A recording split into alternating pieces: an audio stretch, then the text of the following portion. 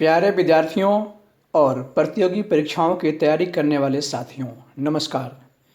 आपका स्वागत है हमारे YouTube चैनल पर जिसका नाम है PD Yadav political science.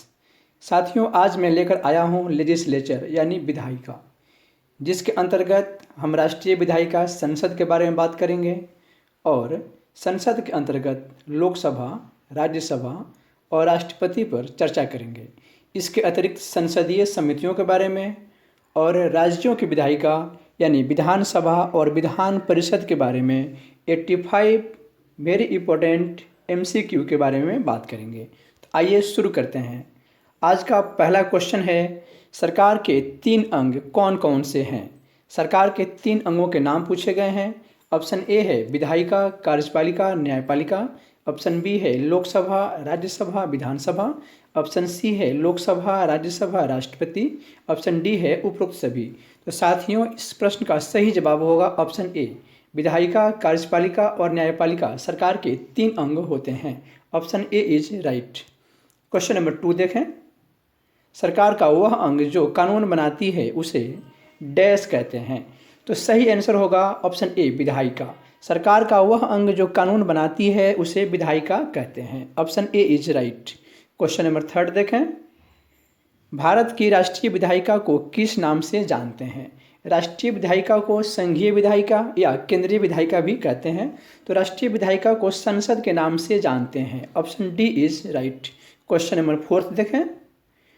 Bharat के राज्यों की विधायिकाओं को किस नाम से जाना जाता है?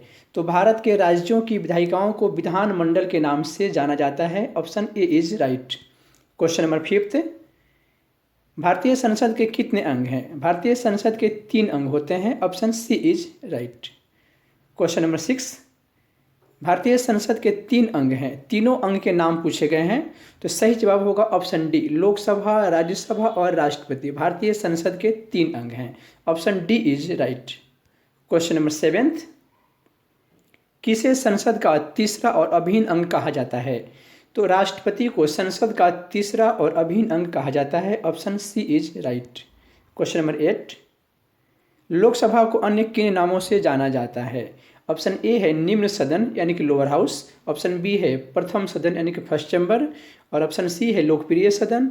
ऑप्शन डी है उपरोक्त सभी। तो ऑप्शन डी इज राइट, यानी कि लोकसभा को निम्न सदन, प्रथम सदन और लोकप्रिय सदन भी कहते हैं। Option D is right. Question number 9 देखें। राज्यसभा को अन्य किन नामों से जाना जाता है?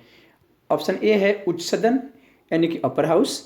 सेकंड है द्वितीय सदन यानी कि सेकंड चैम्बर। और तीसरा है स्थायी सदन। और चौथा में है उपरोक्त सभी। तो ऑप्शन डी यानी कि उपरोक्त सभी सही होगा, यानी कि राज्यसभा को उच्च सदन भी बोलते हैं, द्वितीय सदन भी बोलते हैं और स्थायी सदन भी बोलते हैं, इसलिए option D is right. Question number 10 देखें। एक वर्ष में संसद के कितने सत्र या अधिवेशन होते हैं? उनके नाम दिए गए हैं।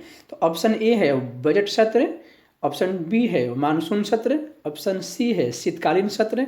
और ऑप्शन डी है उपरोक्त सभी। तो ऑप्शन डी इज राइट, यानी कि बजट सत्र, मानसून सत्र और शीतकालीन सत्र संसद के 3 सत्र होते हैं एक वर्ष में। अगला क्वेश्चन देखें। संसद के 2 सत्रों के बीच अधिकतम समय अंतराल कितना होता है? तो 2 सत्रों के बीच जो गैप है उसको पूछा गया है। तो सही जवाब होगा ऑप्शन सी, 6 मंथ का गैप होता है संसद के 2 सत्रों के बीच। Option C is right. Question number 12। लोकसभा के सदस्यों की अधिकतम संख्या कितनी हो सकती है? कितनी हो सकती है पूछा गया है। तो सही जवाब होगा ऑप्शन डी, 552 यानी कि 552 अधिकतम लोकसभा के सदस्यों की संख्या हो सकती है। Option D is right. Next question है 13 नंबर। वर्तमान में लोकसभा के सदस्यों की संख्या कितनी है? तो वर्तमान में लोकसभा के सदस्यों की संख्या है 545। Option D is right. Next, Lok Sabha के कितने सदस्यों का निर्वाचन आम जनता प्रत्यक्ष रूप से करती है? तो लोकसभा के 543 सदस्यों का निर्वाचन आम जनता प्रत्यक्ष रूप से करती है। Option B is right. Universal adult franchise के बेस पर, यानी कि सार्वभौमिक वयस्क मताधिकार के आधार पर 543 सदस्यों का चुनाव जनता प्रत्यक्ष रूप से करती है। Option B is right. Next question 15 number है। क्वेश्चन कह रहा है राष्ट्रपति लोकसभा में कितने एंग्लो इंडियंस को मनोनीत करते रहे हैं पूछा गया है। तो ऑप्शन ए इज राइट, यानी कि राष्ट्रपति लोकसभा में 2 एंग्लो इंडियंस को मनोनीत करते रहे हैं। आर्टिकल 331 के अनुसार 331 भारतीय संविधान के अनुच्छेद 331 के तहत राष्ट्रपति लोकसभा में 2 एंग्लो इंडियंस को मनोनीत करते रहे हैं। अगला क्वेश्चन देखें, 16 नंबर क्वेश्चन कह रहा है कितने राज्यों की विधानसभाओं में राज्यपाल द्वारा एंग्लो इंडियंस के एक सदस्य को मनोनीत किया जाता रहा है यहाँ भी पूछा गया है। तो सही जवाब होगा 13, यानी कि 13 राज्यों में वहाँ के राज्यपालों के द्वारा वहाँ की विधानसभाओं में एंग्लो इंडियन के एक सदस्य को मनोनीत किया जाता रहा है। राज्यपाल को ऐसा लगे कि विधानसभा में एंग्लो इंडियंस का उचित रिप्रेजेंटेशन नहीं है, उचित प्रतिनिधित्व नहीं है, तो वे इस समुदाय के एक व्यक्ति को मनोनीत करते रहे हैं। फिलहाल यह बंद कर दिया गया है, इसके बारे में बात करेंगे। तो यहाँ ऑप्शन बी इज राइट। अगर आपसे यह पूछा जाए कि ये कौन कौन से राज्य हैं जहाँ इस तरह की सुविधाएं थी, तो एक बार मैं इनको नाम यहाँ लिख देता हूँ, आप देख लें। ये हैं आंध्र प्रदेश यानी कि AP, Madhya Pradesh MP, UP यानी कि उत्तर प्रदेश, उसके बाद केरल, उसके बाद महाराष्ट्र, उसके बाद तमिलनाडु, फिर वेस्ट बंगाल, फिर कर्नाटक, उसके बाद गुजरात, फिर छत्तीसगढ़, उत्तराखंड की यूके, और उसके बाद झारखंड और तेलंगाना। ये 13 राज्य में ऐसी सुविधाएं थी। फिलहाल इसको बंद कर दिया गया है, इसके बारे में बात करेंगे अगले क्वेश्चन में। क्वेश्चन नंबर 17 देखें, किस संविधान संशोधन के द्वारा लोकसभा और राज्यों की विधानसभाओं में एंग्लो इंडियंस के मनोनयन को 25 जनवरी 2020 के बाद नहीं बढ़ाया गया है, यानी कि 25 जनवरी 2020 से आगे नहीं बढ़ाया गया है एंग्लो इंडियंस के मनोनयन को, लोकसभा में भी और राज्यों के विधानसभाओं में भी। तो यह संशोधन है 104वां संविधान संशोधन 2019, ठीक है, 104th। तो 104th जो अमेंडमेंट है 2019 का, इसमें तय किया गया है कि एंग्लो इंडियंस को लोकसभा में भी और इन 13 राज्यों में भी आगे मनोनयन नहीं मिलेगा जनवरी 2020 के बाद, यानी कि अब तक जिनका मनोनयन हो चुका है वे अंतिम साबित हो सकते हैं। क्वेश्चन नंबर 18 देखिए, किस संविधान संशोधन के द्वारा लोकसभा और राज्य विधानसभाओं में अनुसूचित जातियों और अनुसूचित जनजातियों के लिए आरक्षण को अगले 10 वर्ष अर्थात जनवरी 2030 तक के लिए बढ़ा दिया गया है? तो यह भी ऑप्शन बी होगा, यानी कि 104वां संशोधन 2019 के द्वारा लोकसभा में और देश के राज्यों की विधानसभाओं में एससी और एसटी के आरक्षण को 10 वर्ष का विस्तार दिया गया है, यानी कि 2030 जनवरी तक ये है, ठीक है।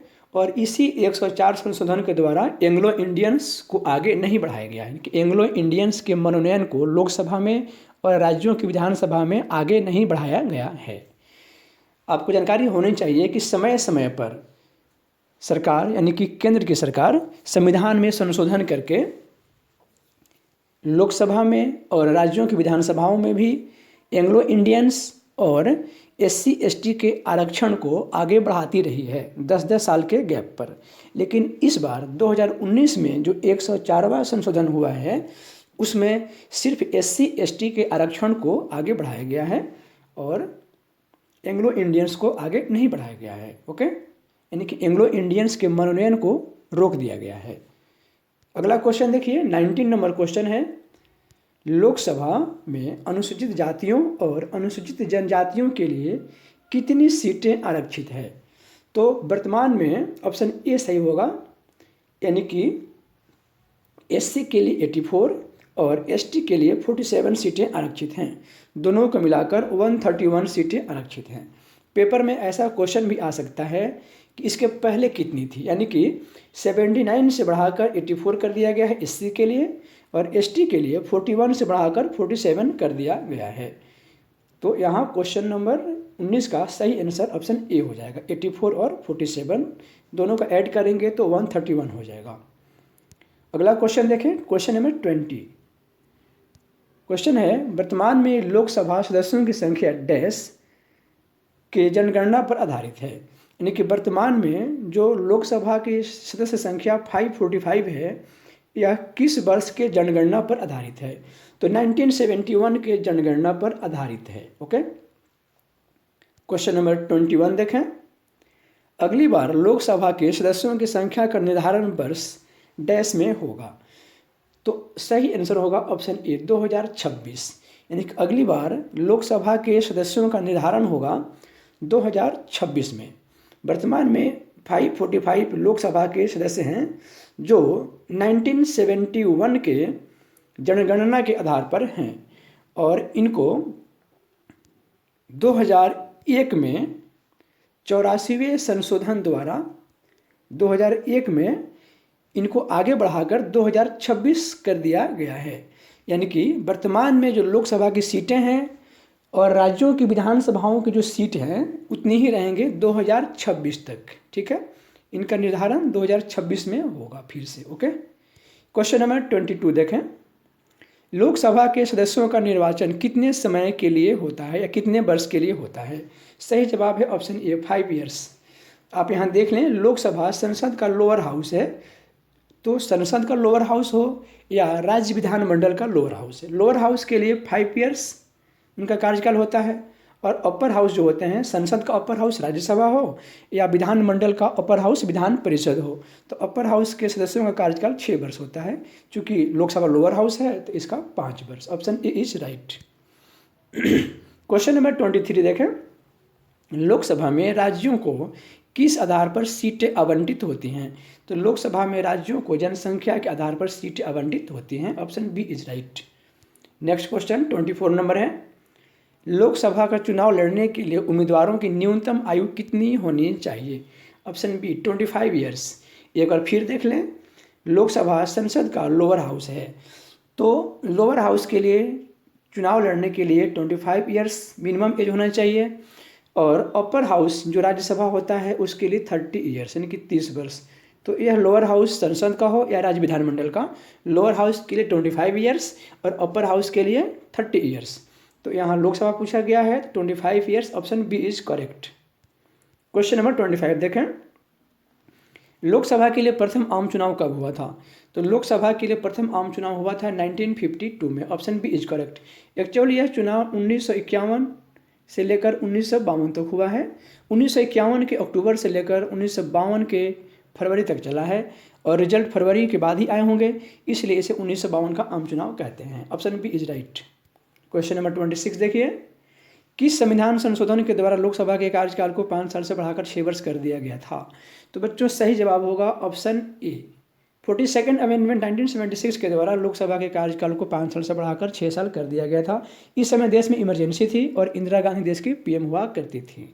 लेकिन उसके ठीक 2 साल बाद 44th अमेंडमेंट हुआ 1978 में जनता पार्टी की सरकार द्वारा और इन्होंने लोकसभा के कार्यकाल को 6 साल से घटाकर पुनः 5 वर्ष कर दिया था। तो यहाँ ऑप्शन ए सही होगा। क्वेश्चन नंबर 27 देखें, लोकसभा को उसके कार्यकाल की समाप्ति के पूर्व भी भंग किया जा सकता है।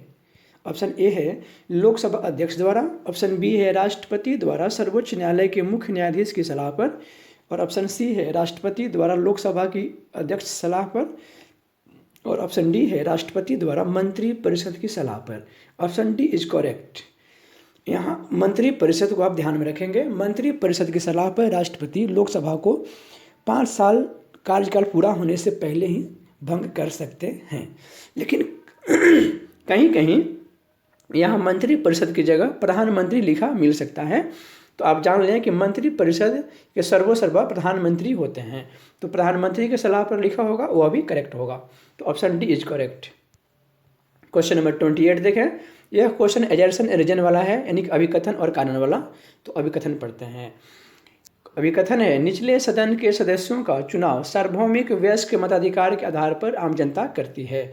और कारण लिखा हुआ है, जिसमें प्रत्येक व्यक्ति के मत का मूल्य दूसरे व्यक्ति के मत के मूल्य के बराबर होता है। इसका जो अभिकथन है बिल्कुल करेक्ट है और कारण भी करेक्ट इन्फॉर्मेशन दे रहा है, और सिर्फ इन्फॉर्मेशन ही नहीं बल्कि उसकी व्याख्या भी सही कर रहा है, इसलिए ऑप्शन ए इज करेक्ट। अभिकथन और कारण दोनों सही हैं और कारण अभिकथन की सही व्याख्या करता है। Option A is correct. Question number 29 देखें। यह क्वेश्चन मैचिंग वाला है। इसमें एक साइड राज्यों के नाम लिखे हुए हैं तो दूसरे साइड लोकसभा में उनकी कितनी सीटें हैं ये लिखा हुआ है, तो इसमें मैचिंग करना है। ठीक है, तो पहला ऑप्शन बिहार है, तो बिहार में लोकसभा की 40 सीटें हैं, ए का 3 ऑप्शन हो जाएगा। और ऑप्शन बी में है पंजाब, पंजाब में लोकसभा की 13 यानी कि 13 सीटें हैं, तो बी का 1। और ऑप्शन सी है गुजरात, तो गुजरात में लोकसभा की 26 सीटें हैं, तो सी का 4 हो गया। और ऑप्शन डी में है महाराष्ट्र, महाराष्ट्र में लोकसभा की 48 सीटें हैं, तो डी का 2। आप चाहें तो स्क्रीनशॉट ले सकते हैं। ओके, क्वेश्चन नंबर 30 देखें। निम्नलिखित में से कौन सा विधेयक सिर्फ लोकसभा में ही पेश किया जाता है? तो धन विधेयक सिर्फ लोकसभा में ही पेश किया जाता है। Option C is right. Question number 31 देखिए। यह कौन निश्चित करता है कि कोई विधेयक धन विधेयक है अथवा नहीं? तो लोकसभा के अध्यक्ष यह सुनिश्चित करते हैं कि कोई विधेयक धन विधेयक है अथवा नहीं है। Option C is correct. 31 number question के बाद 32 देखें। किसके पूर्व अनुमति से लोकसभा में धन विधेयक प्रस्तुत किया जाता है? तो राष्ट्रपति के पूर्व अनुमति से लोकसभा में धन विधेयक प्रस्तुत किया जाता है। Option C is correct. अगला क्वेश्चन देखिए, क्वेश्चन नंबर 33 है। प्रथम लोकसभा अध्यक्ष या स्पीकर कौन थे? तो प्रथम लोकसभा अध्यक्ष या स्पीकर, लोकसभा के अध्यक्ष को स्पीकर भी बोलते हैं, तो यहाँ कन्फ्यूज नहीं होना है। तो प्रथम लोकसभा के अध्यक्ष थे जीवी मावलंकर, यानी कि गणेश वासुदेव मावलंकर लोकसभा के प्रथम स्पीकर थे या प्रथम अध्यक्ष थे। Option A is correct. Next 34 number question देखें। राज्यसभा के सदस्यों की अधिकतम संख्या कितनी हो सकती है? तो राज्यसभा के सदस्यों की अधिकतम संख्या पूछा और कितनी हो सकती है? तो 250 250 हो सकती है। Option C is correct. 35 number question 35 number question है। वर्तमान समय में राज्यसभा के सदस्यों की संख्या कितनी है? तो वर्तमान समय में राज्यसभा के सदस्यों की संख्या है 245। Option C is correct. Question number 36। Rajya Sabha को स्थायी सदन कहा जाता है क्योंकि? तो इतने ऑप्शन हैं। ऑप्शन बी इज करेक्ट, इसे विघटित नहीं किया जा सकता इसलिए राज्यसभा को स्थायी सदन कहा जाता है। Option B is correct. 37 number question देखें। राज्यसभा में राष्ट्रपति के द्वारा कितने सदस्य मनोनीत किए जाते हैं? तो राज्यसभा में राष्ट्रपति के द्वारा 12 सदस्यों का मनोनयन होता है। इसकी चर्चा है भारतीय संविधान के अनुच्छेद 80 में। अनुच्छेद 80 में राज्यसभा की संरचना की बात की गई है, structure of upper house. Rajya Sabha की संरचना किस में है? आर्टिकल यानी कि अनुच्छेद 80। तो इसका जवाब सही होगा ऑप्शन सी। 12 सदस्यों को राष्ट्रपति राज्यसभा में मनोनीत करते हैं। अगला क्वेश्चन देखें।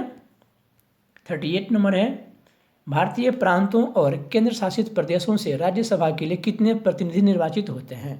तो ये होते हैं 233। ओके, अगर हम यहाँ काउंट करें 233 प्लस जो राष्ट्रपति 12 मनोनीत करते हैं, दोनों मिलाकर 245 बन जाते हैं, इसलिए 233 option C is right.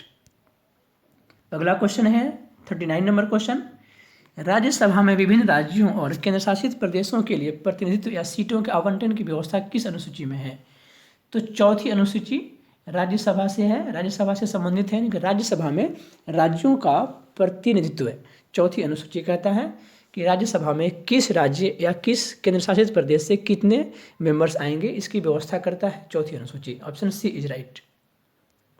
Question number 40। Rajya Sabha के लिए प्रत्येक राज्य के प्रतिनिधियों का निर्वाचन कौन करता है? तो ये करते हैं उस राज्य के MLA, यानी कि मेंबर ऑफ लेजिस्लेटिव असेंबली, विधायक जिसको बोलते हैं। तो ऑप्शन डी इज राइट। विधानसभा के निर्वाचित सदस्य करते हैं। Option D is right. अगला क्वेश्चन देखें 41 नंबर क्वेश्चन। राज्यसभा में राज्यों का प्रतिनिधित्व किस आधार पर होता है? तो यह भी जनसंख्या के आधार पर ही होता है। Option B is correct. 42 number question. 42nd question में कहा हुआ है राज्यसभा के सदस्यों का निर्वाचन किस पद्धति के आधार पर होता है?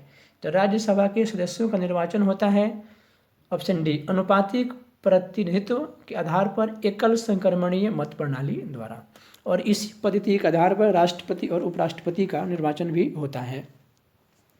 साथियों, पेपर में क्वेश्चन आ सकता है कि अनुपातिक प्रतिनिधित्व के आधार पर एकल संक्रमणीय मत पद्धति द्वारा किनका किनका चुनाव होता है। तो राज्यसभा के सदस्यों का, उपराष्ट्रपति का और राष्ट्रपति का। ओके, तो ऑप्शन डी इज करेक्ट। अगला क्वेश्चन देखें, 43 नंबर क्वेश्चन है, राज्यसभा के 1/3 सदस्य कितने समय के बाद सेवानिवृत्त हो जाते हैं तथा उनके जगह नए सदस्य आते हैं। तो 2 वर्ष के बाद राज्यसभा के 1/3 मेंबर रिटायर हो जाते हैं 2 वर्ष के बाद, और उनके जगह नए सदस्य आते हैं। इस तरह राज्यसभा का कार्यकाल कंटिन्यू रहता है, राज्यसभा कभी विघटित नहीं होती। Option A is correct. अगला क्वेश्चन 44 नंबर है, राज्यसभा में राष्ट्रपति के द्वारा 12 ऐसे सदस्यों को मनोनीत किया जाता है जो डैश डैश डैश डैश तथा डैश के आदि क्षेत्रों में विशेष योग्यता रखते हैं। पूछा हुआ है क्वेश्चन में कि राज्यसभा में राष्ट्रपति के द्वारा जो 12 सदस्य मनोनीत किए जाते हैं वह किन किन क्षेत्रों में विशेष योग्यता रखते हैं। तो यहाँ ये रखते हैं कला, साहित्य, विज्ञान, समाज सेवा और खेल के क्षेत्र में। तो ऑप्शन ए इज करेक्ट। ठीक है, ऑप्शन ए इज करेक्ट। इसमें खेल बाद में ऐड किया गया है। सचिन तेंदुलकर खेल के क्षेत्र से आते हैं जो राज्यसभा में मेंबर के रूप में उनका मनोनयन हुआ था। Option A is correct. और इसकी चर्चा भी भारतीय संविधान के अनुच्छेद 80 में है। ठीक है, मैंने बताया था कि राज्यसभा की संरचना के बाद आर्टिकल 80 में लिखी हुई है। अगला क्वेश्चन 45 नंबर है, राज्यसभा का विघटन नहीं होता। यह प्रश्न भी अभिकथन और कारण वाला है। तो राज्यसभा का विघटन नहीं होता, बिल्कुल करेक्ट है इन्फॉर्मेशन। और कारण लिखा हुआ है, राज्यसभा के 1/3 सदस्य प्रत्येक 2 वर्ष के पश्चात अवकाश ग्रहण कर लेते हैं और उनकी जगह नए सदस्य आते हैं। तो कारण भी सही है और व्याख्या भी सही किया हुआ है, इसलिए इसका आंसर ये हो जाएगा। अभिकथन और कारण दोनों सही हैं और कारण अभिकथन की सही व्याख्या करता है। अगला क्वेश्चन, राज्यसभा के सदस्यों का कार्यकाल कितने समय के लिए होता है। तो राज्यसभा के सदस्यों का कार्यकाल 6 वर्ष के लिए होता है। यह अपर हाउस है, तो अपर हाउस के सदस्यों का कार्यकाल 6 ईयर्स होता है और लोअर हाउस के सदस्यों का कार्यकाल 5 ईयर्स होता है, चाहे वो अपर हाउस संसद का हो या अपर हाउस राज्य विधानमंडल का हो। ओके, तो राज्यसभा अपर हाउस है, इसके सदस्यों का कार्यकाल 6 वर्ष होगा। Option C is correct. Question number 47, क्या राज्यसभा के सभी सदस्यों का निर्वाचन लोकसभा के सदस्यों की तरह एक साथ होता है। बिल्कुल नहीं, ऑप्शन बी सही हो जाएगा। राज्यसभा के सदस्यों का यानी कि 1/3 जो सदस्य होते हैं ये प्रत्येक 2 वर्ष के बाद सेवानिवृत्त हो जाते हैं। तो फिर इन्हीं यानी कि 1/3 सदस्यों का ही फिर से इनका निर्वाचन होता है। तो प्रत्येक 2 साल के बाद 1/3 सदस्य हटते रहते हैं और 1/3 नए आते रहते हैं। इसलिए राज्यसभा के सभी सदस्यों का निर्वाचन एक साथ नहीं होता है। ओके, तो option B is correct. Question number 48 देखिए, क्या राष्ट्रपति द्वारा राज्यसभा की भांति क्या राष्ट्रपति द्वारा लोकसभा की भांति राज्यसभा को भंग किया जा सकता है। क्वेश्चन पूछा हुआ है कि राष्ट्रपति जिस प्रकार से लोकसभा को समय के पहले ही भंग कर सकते हैं, क्या उसी प्रकार राज्यसभा को भंग कर सकते हैं। ऑप्शन होगा नहीं, पहला ऑप्शन ही सही हो जाएगा। राष्ट्रपति लोकसभा की तरह राज्यसभा को भंग नहीं कर सकते। Option A is correct.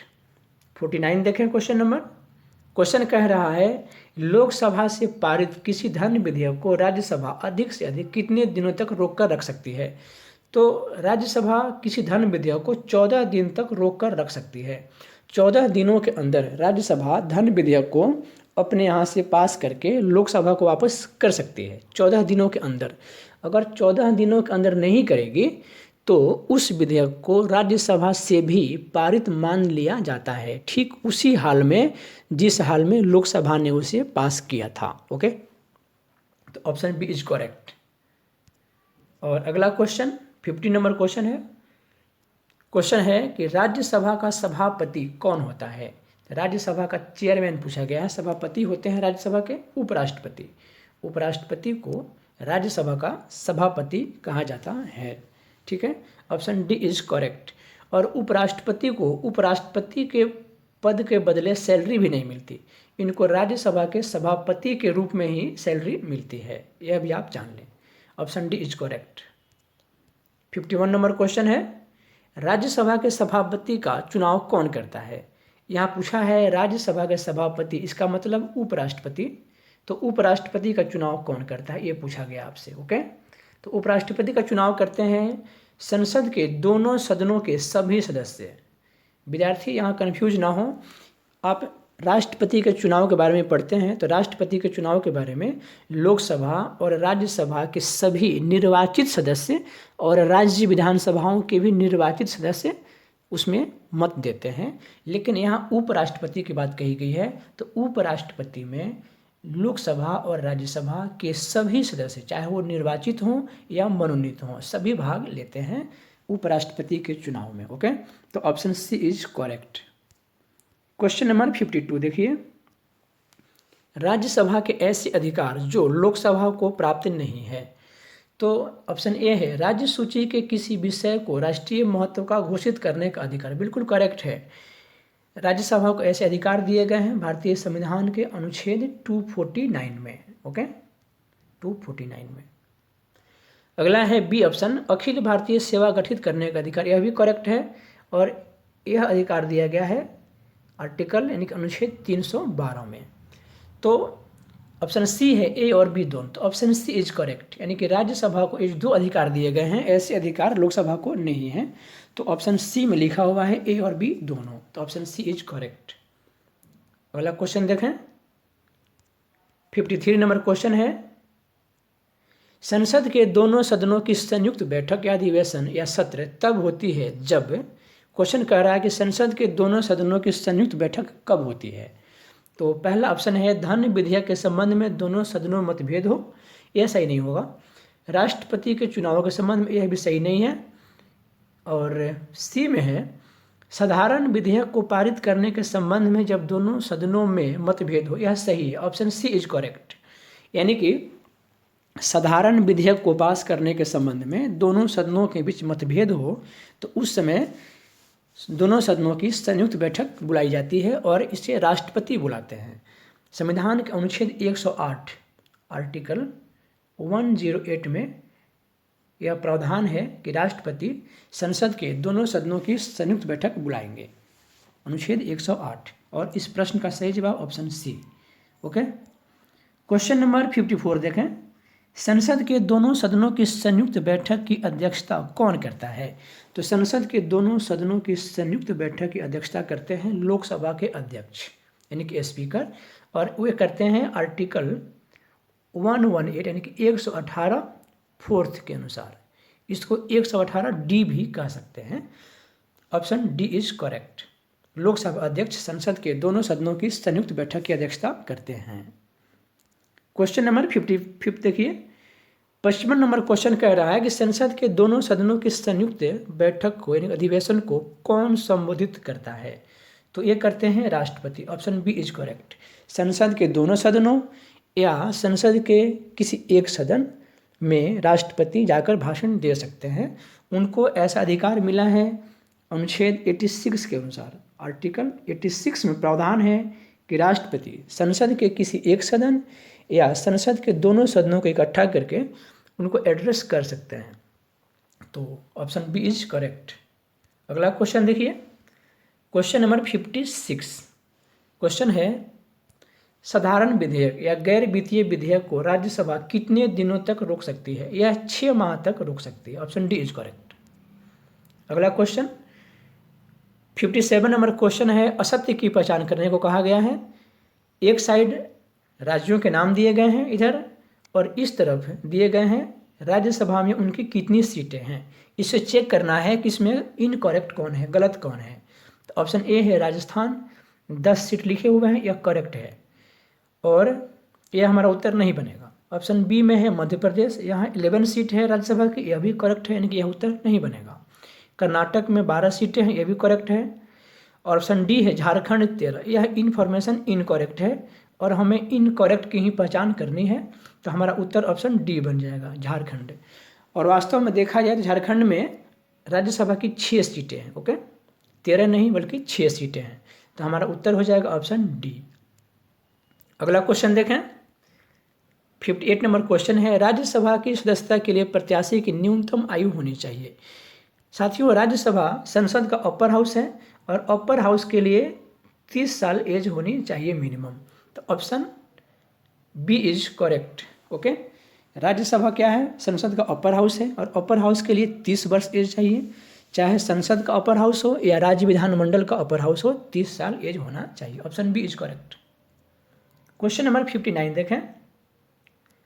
Lok Sabha और राज्य विधानसभाओं की वर्तमान सदस्य संख्या वर्ष 2026 तक अपरिवर्तनीय है। यह किस संविधान संशोधन के द्वारा किया गया? यह किया गया है 84 संविधान संशोधन 2001 के द्वारा। Okay, option C is correct.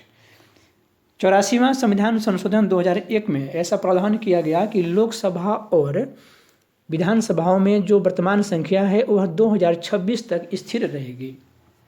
ठीक है, और यह 1971 के जनसंख्या जनगणना के आधार पर आधारित है। 1971 1971, फिर से देख लें, ऑप्शन सी इज करेक्ट होगा। और यह 1971 की जनसंख्या जनगणना पर आधारित है और 2026 तक कोई परिवर्तन नहीं होगा। ओके, देश भर में जितनी विधानसभाएं हैं या लोकसभा में जितनी सीटें हैं यह 2026 तक यथावत रहेगी जो वर्तमान में है। ओके, क्वेश्चन नंबर 60 देखें। आपातकाल की घोषणा को स्वीकृति देने का अधिकार किसे है? तो इस लोकसभा को है। Option D is right. 61 number question, Lok Sabha के सदस्यों को शपथ ग्रहण कौन कराता है? तो लोकसभा के सदस्यों को शपथ ग्रहण लोकसभा अध्यक्ष कराते हैं। Option C is right. अगला है, लोकसभा के सदस्य अपना त्याग पत्र किसे देते हैं? तो लोकसभा अध्यक्ष को देते हैं। Option D is right. अगला क्वेश्चन, वर्तमान में किन किन राज्यों में द्विसदनीय विधायिका है? बाईकैमरल असेंबली किन किन स्टेट में है, उनका नाम पूछा गया है। तो ये है आंध्र प्रदेश में है, महाराष्ट्र, उत्तर प्रदेश, बिहार, कर्नाटक और तेलंगाना। साथियों, इस नाम को याद रखना चाहते हो कि किन किन राज्यों में द्विसदनीय है व्यवस्था है या बाईकैमरल है, तो आप उसको ऐसे याद रख सकते हैं। आंध्र प्रदेश का आ मैंने यहाँ लिख दिया, महाराष्ट्र से म लिख दिया, उत्तर प्रदेश यानी कि यूपी से यू लिख दिया, बिहार का बी और कर्नाटक से क और तेलंगाना का ते। अब इनको एक साथ पढ़ें, आम यू बिकते। ठीक है, तो ये 6 नाम याद रखें। 6 राज्य हैं जहाँ बाईकैमरल यानी कि द्विसदनीय विधायिका है। यहाँ लोअर हाउस और अपर हाउस है, यानी कि यहाँ विधानसभा भी है और विधान परिषद भी है। ये 6 राज्य हैं। Option A is correct. Question number 64 देखें। क्वेश्चन कह रहा है फिल इन द ब्लैंक करना है इसमें। संसद, क्वेश्चन में लिखा हुआ है जब कोई विधेयक संसद के दोनों सदनों द्वारा पारित कर दिया जाता है तो उसे डैश के हस्ताक्षर के लिए भेज दिया जाता है। हस्ताक्षर के बाद वह विधेयक डैश बन जाता है। तो फिर से सुने, जब कोई विधेयक संसद के दोनों सदनों द्वारा पारित कर दिया जाता है तो उसे राष्ट्रपति के हस्ताक्षर के लिए भेज दिया जाता है। पहला ब्लैंक में राष्ट्रपति होगा, हस्ताक्षर के बाद वह विधेयक कानून बन जाता है, यानी कि दूसरा ब्लैंक जगह पर कानून होगा। ठीक है, तो ऑप्शन सी इज करेक्ट। अगला क्वेश्चन देखें, 65 नंबर क्वेश्चन पूछ रहा है सरकारी विधेयक होता है। तो सरकारी विधेयक किसी मंत्री द्वारा प्रस्तुत विधेयक होता है। Option A is correct. Next, निजी विधेयक होता है। तो निजी विधेयक मंत्री के अतिरिक्त किसी और सदस्य द्वारा प्रस्तुत विधेयक या विपक्ष के किसी सदस्य द्वारा प्रस्तुत विधेयक को निजी विधेयक कहते हैं। Option B is correct. अगला, निम्नलिखित में से किस सदन की अध्यक्षता उस व्यक्ति के द्वारा की जाती है जो कि उस सदन का सदस्य नहीं होता है? तो यह है राज्यसभा। राज्यसभा की अध्यक्षता करते हैं उपराष्ट्रपति और उपराष्ट्रपति राज्यसभा के सदस्य नहीं होते हैं। ठीक है, उपराष्ट्रपति को राज्यसभा का सभापति भी कहा जाता है। तो option C is correct. Question number 68, संसद के किसी सदन की बैठक के लिए न्यूनतम गणपूर्ति कितनी होनी चाहिए? समस्त सदस्य संख्या का 1/10, यानी कि option A is correct. Next question है 69 नंबर, संसदीय शासन प्रणाली में मंत्री परिषद के सदस्य सामूहिक रूप से किसके प्रति उत्तरदायी होते हैं? सामूहिक रूप से पूछा हुआ है, तो सामूहिक रूप से लोकसभा के प्रति उत्तरदायी होते हैं। Option C is correct. अगला क्वेश्चन 70 नंबर क्वेश्चन है, भारतीय संसद के किस समिति को संसद की तीसरी आंख कहा जाता है? तो लोक लेखा समिति, पब्लिक अकाउंट कमेटी को संसद की तीसरी आंख कहा जाता है। Option C is correct. 71 number question, सबसे बड़ी संसदीय समिति कौन सी है?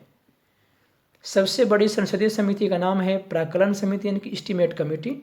इसके सदस्यों की संख्या 30 होती है और 30 सदस्य लोकसभा से ही होते हैं, राज्यसभा से यहाँ कोई भी नहीं होता, और इसके संख्या बल पर ही इसको सबसे बड़ी समिति का नाम दिया गया है। और प्राक्कलन समिति का कार्यकाल भी 1 वर्ष ही होता है। तो option B is correct. Option B correct है, प्राक्कलन समिति। 72 नंबर क्वेश्चन देखें, किन 2 संसदीय समितियों को जुड़वा बहनें कहा जाता है? Twin sister.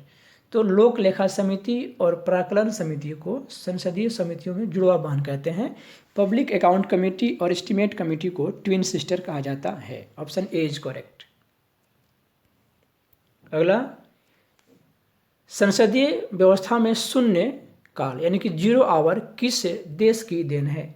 0 आवर किस देश की देन है? संसदीय व्यवस्था में पूछा गया है, तो यह भारत की देन है। Option D is correct. शून्य काल यानी कि 0 आवर का समय 12 बजे से लेकर 1 बजे यानी दिन में दोपहर में 12 बजे से लेकर 1 बजे के बीच के समय को 0 आवर या शून्य काल कहते हैं, और इसकी प्रथा 1962 से चली आ रही है। फिर से सुन लें, संसदीय व्यवस्था में 0 आवर भारत की देन है। Option D is correct. अगला क्वेश्चन 74 नंबर है, लोकसभा के अध्यक्ष यानी कि स्पीकर, यहाँ आप स्लैश लगा लें। तो लोकसभा के अध्यक्ष या स्पीकर का निर्वाचन कौन करता है? तो लोकसभा के सदस्य ही अपने में से एक सदस्य को स्पीकर या अध्यक्ष के रूप में चुनते हैं। Option C is correct. Question number 75, Rajya Sabha का पहली बार गठन कब हुआ? तो राज्यसभा का पहली बार गठन हुआ था 3 अप्रैल 1952 को, 1952 3 अप्रैल। Option A is correct. अगला क्वेश्चन है, राज्यसभा की प्रथम बैठक कब हुई? 13 मई 1952 यानी कि ऑप्शन ए इज करेक्ट। अगला क्वेश्चन 77 नंबर है, लोक लेखा समिति के बारे में सत्य कथन की पहचान करनी है। पब्लिक अकाउंट कमेटी के बारे में जो इन्फॉर्मेशन सही है उसे बताना है। ऑप्शन ए देखते हैं, लोक लेखा समिति के अध्यक्ष की नियुक्ति लोकसभा अध्यक्ष करते हैं, जो 1967 से चली आ रही परंपरा के अनुसार विपक्षी दल का एक सदस्य होता है। इन्फॉर्मेशन करेक्ट है पहला। ऑप्शन बी देखते हैं, इस समिति के सदस्यों की संख्या 22 होती है, जिसमें लोकसभा के 15 और राज्यसभा के 7 सदस्य होते हैं। यह इन्फॉर्मेशन भी करेक्ट है। और ऑप्शन सी देखते हैं, यह लोक व्ययों पर नियंत्रण रखने वाली एक संसदीय समिति है। यह भी करेक्ट है, यानी ऑप्शन डी इज करेक्ट। कहने का मतलब है कि लोक लेखा समिति यानी कि पब्लिक अकाउंट कमेटी के बारे में ए बी सी तीनों इन्फॉर्मेशन बिल्कुल करेक्ट हैं, इसलिए option D is right. 78 number question देखें, संसद के मुख्य कार्य हैं। संसद के मुख्य कार्य पूछे गए हैं। ऑप्शन ए है कानून बनाना एवं बहस का मंच प्रदान करना, करेक्ट है। ऑप्शन बी देखिए, कार्यपालिका पर नियंत्रण एवं वित्तीय नियंत्रण, यह भी करेक्ट है। और ऑप्शन सी है संवैधानिक कार्य एवं निर्वाचन संबंधी कार्य, यह भी करेक्ट है, इसलिए option D is correct. Question number 79, संसद के संयुक्त अधिवेशन में किसी विधेयक पर निर्णायक मत देने का अधिकार किसे है? पूछा गया है कि संसद के संयुक्त अधिवेशन में किसी विधेयक पर निर्णायक मत देने का अधिकार किसे है? तो यह है लोकसभा के स्पीकर को। लोकसभा का अध्यक्ष निर्णायक मत देता है जब किसी मुद्दे पर, किसी विधेयक पर दोनों पक्ष और विपक्ष में मतदान होता है और दोनों जब बराबर हो जाए तो उस समय निर्णायक मत देने का अधिकार लोकसभा के अध्यक्ष को। Option D is correct. अगला क्वेश्चन नंबर 80 है। पूछा गया है इसमें कि निम्नलिखित में से कौन सी संसदीय समिति सबसे पुरानी है? ऑप्शन ए इज करेक्ट, लोक लेखा समिति यानी कि पब्लिक अकाउंट कमेटी सबसे पुरानी है। इसकी स्थापना 1921 में हुई, यानी कि आज़ादी से पहले इसकी स्थापना हो गई थी। यह कमेटी लोक व्ययों के नियंत्रण पर नज़र रखती है। इसे संसद की तीसरी आंख भी कहा जाता है। अभी हमने इसकी बात किया है, तो option A is correct. Next देखते हैं 81 नंबर क्वेश्चन, भारत के राष्ट्रपति पद के लिए न्यूनतम आयु कितनी होनी चाहिए? तो भारत के राष्ट्रपति पद के लिए न्यूनतम आयु होनी चाहिए 35 ईयर्स, ठीक है। भारत के राष्ट्रपति पद के लिए क्या क्या योग्यता चाहिए, इसकी चर्चा की गई है भारतीय संविधान के अनुच्छेद 58 में। 58 नंबर अनुच्छेद में राष्ट्रपति पद के लिए योग्यता की बात की गई है। यहाँ लिख लें योग्यता। तो ऑप्शन सी 35 ईयर्स। राष्ट्रपति पद के लिए भी मिनिमम एज 35 चाहिए होता है, और राज्यों के राज्यपाल के लिए भी और उपराष्ट्रपति पद के लिए भी मिनिमम एज 35 ईयर्स ही होते हैं। ओके, चूँकि यहाँ राष्ट्रपति के बारे में बात हुई है तो आर्टिकल 58। अगला क्वेश्चन देखें, क्वेश्चन नंबर 82 है, भारत के राष्ट्रपति का चुनाव किस पद्धति के द्वारा होता है? तो भारत के राष्ट्रपति का चुनाव होता है अनुपातिक प्रतिनिधित्व एवं एकल संक्रमणीय मत प्रणाली के द्वारा। Okay, option C is correct. Question number 83 देखें, भारत के राष्ट्रपति जिस निर्वाचक मंडल द्वारा चुने जाते हैं वह मिलकर बनता है। यानी कि भारत के राष्ट्रपति के लिए जो लोग मत देते हैं वे किस किस सदन के सदस्य होते हैं और कैसे सदस्य होते हैं? तो सही जवाब है इसका ऑप्शन सी, संसद के दोनों सदनों के निर्वाचित सदस्य। यानी कि संसद के दोनों सदन यानी कि लोकसभा और राज्यसभा के सिर्फ निर्वाचित सदस्य, साथ में राज्यों की विधानसभाओं के भी निर्वाचित सदस्य उसमें होते हैं। और अब केंद्र शासित प्रदेश दिल्ली और पुदुचेरी के विधानसभा के निर्वाचित सदस्य भी इसमें शामिल हैं। Option C is correct. यहाँ देखें 70वें संविधान संशोधन 1992 में यह प्रावधान किया गया कि केंद्र शासित प्रदेश दिल्ली और पुदुचेरी के जो विधानसभा हैं यहाँ के निर्वाचित सदस्य भी इसमें शामिल होंगे। ठीक है, तो राष्ट्रपति के चुनाव में जो मत देते हैं संसद के दोनों सदनों के निर्वाचित सदस्य और देश भर की सभी विधानसभाओं के निर्वाचित सदस्य, साथ में दिल्ली और पुदुचेरी विधानसभा के निर्वाचित सदस्य भी। तो ऑप्शन सी इज करेक्ट। अगला क्वेश्चन 84 नंबर है, एक गैर संसद सदस्य या गैर विधानमंडल सदस्य अधिकतम इतने दिनों तक मंत्री पद पर रह सकता है? तो 6 महीने तक मंत्री पद पर रह सकता है कोई भी व्यक्ति। एग्जाम्पल फॉर, यदि कोई भी राज्य हो जहां विधानसभा का चुनाव होती है तो वहां के जिस पार्टी को बहुमत मिलता है उस पार्टी का कोई भी एक सदस्य सीएम बन सकता है। यदि वह वहाँ की विधानमंडल का सदस्य नहीं है तो अगले 6 महीने में उसे विधानमंडल की सदस्यता लेनी पड़ेगी, यानी कि विधानसभा का या विधान परिषद का।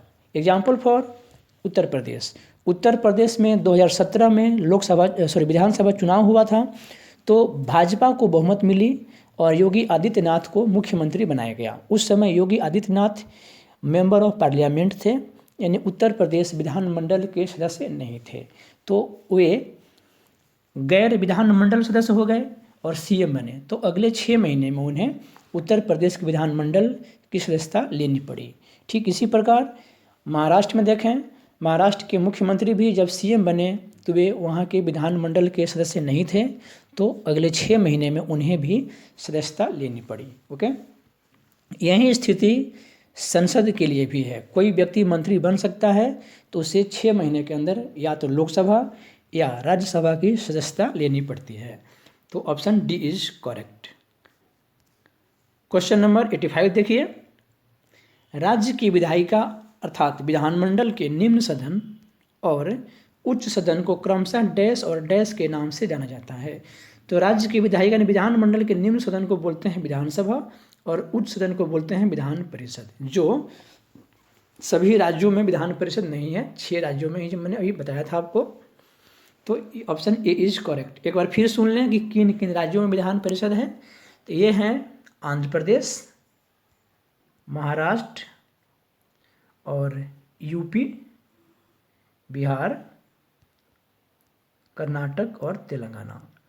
इन राज्यों में विधान परिषद यानी कि अपर हाउस हैं। तो विद्यार्थियों 85 क्वेश्चन पूरे हो गए हैं। यदि आपको हमारा वीडियो अच्छा लगा हो तो इस चैनल को लाइक सब्सक्राइब कर दें और अपने साथियों में शेयर भी कर सकते हैं। सब्सक्राइब कर दें और लाइक भी कर दें। यदि आपको किसी प्रश्न में कन्फ्यूजन हुआ हो तो मुझे कमेंट कर सकते हैं, मैं उसको रिप्लाई कर दूंगा। थैंक यू विद्यार्थियों, आपका धन्यवाद।